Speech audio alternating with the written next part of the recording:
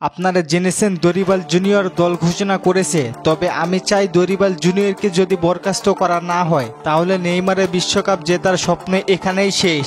কি দল ঘোষণা করলেন এইটা? নেইমার নেই, ক্যাসমিরো নেই, রিচার্লিসন নেই, রাফিনহা নেই, গ্যাব্রিয়েল মার্টিনেল্লি নেই, গ্যাব্রিয়েল জেসুস নেই, ব্লেমান নেই, মুরিলো নেই, মানে দলে ভালো ভালো প্লেয়ার নেই। কি দল ঘোষণা করলেন এইটা দরিবাল তার নিজের মতো করে দল ঘোষণা করেছে, এইভাবে চলতে পারে না। আমি সিবিএফ এর কাছে রিকোয়েস্ট করব খুব তাড়াতাড়ি যেন দরিবালকে বরখাস্ত করা হয়। আমি এই দল দেখে খুশি নয়। আপনারা খুশি নাকি কমেন্ট করে জানান। চলেন দেখে আসি স্কোয়াডে কে কে আছেন। তবে ক্যারিয়ারের প্রথমবারের মতো দলে জায়গা পেয়েছে Estevao Willian. Goalkeeper Alisson, Ederson, bento.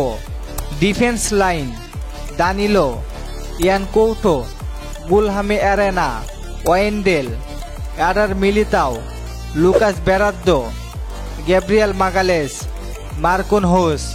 Midfielder Andre, Gerson, Bruno Guimaraes, Joao Gomes, Lucas Paquetá.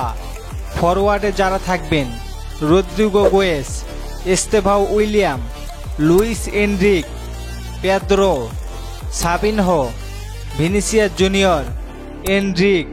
এই 23 সদস্যের দলে নেইমারের মতো তারকার জায়গা হয়নি। কোপা আমেরিকা খেলা প্লেয়ারগুলো অনেকেই বাদ পড়েছে এই স্কোয়াড থেকে, আর আমিও দেখতে চাই তাদেরকে ছাড়া কেমন করে জিততে পারে দরিবাল। আপনাদের মতে এই স্কোয়াডটি কেমন হয়েছে জানিয়ে দিন কমেন্ট করে। আর ফুটবলের সকল আপডেট পেতে সাবস্ক্রাইব করে পাশে থাকেন। ধন্যবাদ।